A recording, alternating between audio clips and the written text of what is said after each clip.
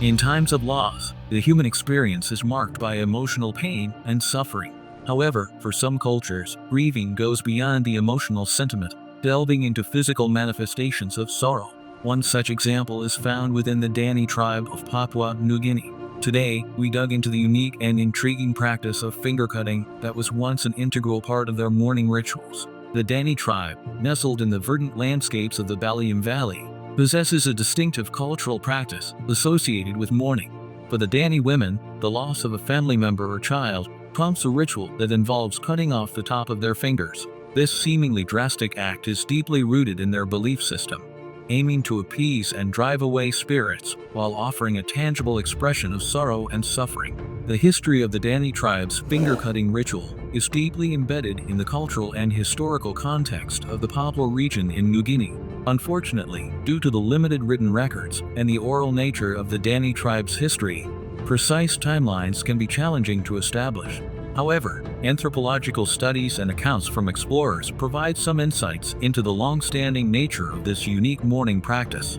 Anthropologists such as Richard Archbold and Carl Hyder conducted studies on the Dani tribe in the mid-20th century. Their observations and documentation indicate that the finger-cutting ritual was a well-established practice within the Dani culture during this period.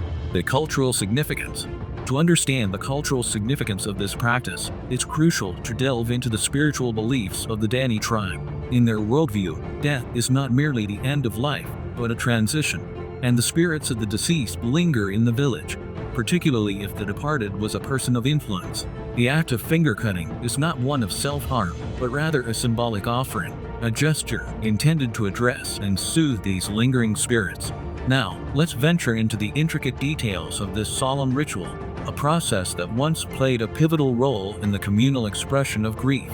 The Dani woman initiates the ceremony by tightly tying a string around the upper half of her finger for approximately 30 minutes. This strategic step is undertaken to numb the finger, making the subsequent removal, though not entirely painless, a more bearable experience. The actual cutting is performed with precision, using an axe to sever the upper part of the finger. Following this, the open wound is cauterized to prevent bleeding and encourage the formation of new calloused skin. The leftover piece of the finger, a poignant relic of the mourning process, is then treated with solemnity. It may be either burned to ashes or stored in a particular place, serving as an actual link between the living and the departed. As we delve into the unique mourning rituals of the Dani tribe, it is essential to consider the potential psychological impacts of such practices on individuals. The act of finger cutting, despite its deeply ingrained cultural significance, can evoke a range of emotions and experiences for those involved. The intentional infliction of physical pain during the ritual may trigger psychological responses such as trauma, anxiety, or even post-traumatic stress disorder. The process of numbing the finger, the precision of the cutting, and the subsequent cauterization can leave lasting impressions on the psyche of the participants. Moreover, the communal nature of the ritual might create a complex web of emotions within the Dani community. While it promotes a sense of shared experience and unity, it could also lead to feelings of isolation or the pressure to conform for those who may question or resist the practice. Exploring the psychological dimensions of these rituals adds nuance to our understanding of their impact on the individuals within the Dani tribe. There are other options, like using the stone or chewing the finger until it falls off. Interestingly, this practice used to be done on men who would wear a sheath. However, as modernization occurred, men shifted to wearing clothes, leaving women and children to bear the painful mourning practices. The Dani tribe also mummifies their warriors, preserving them with necklaces representing each person they've killed. This tradition, although creepy, is a source of pride for the tribe. The Dani tribe's religious beliefs deeply twist the justification behind this unique practice.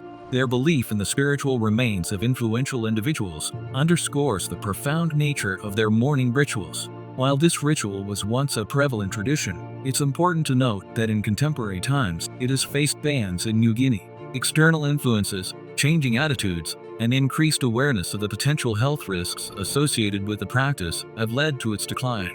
Despite this, remnants of the ritual can still be observed among the older women in the community, who bear the physical marks of their mourning through mutilated fingertips.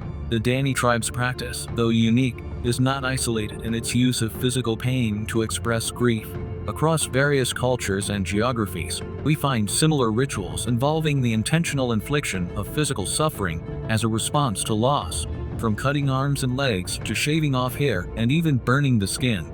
These practices serve as diverse expressions of mourning, reflecting the unique ways in which different societies grapple with the inevitability of death. Grieving is a universal phenomenon, yet how different cultures navigate and cope with loss is manifold. In exploring these rituals, we gain profound insights into the complex nature of human responses to death. The intentional infusion of physical pain into the grieving process becomes a cultural phenomenon, a shared expression of sorrow that overreaches geographical boundaries. Thank you for joining us on this enlightening journey into the ancient cultural practices of the Dani tribe. If you found this exploration mesmerizing, do not forget to like, share, and subscribe to How They Lived to continue delving into the fascinating cultures worldwide. Until our next exploration, take care.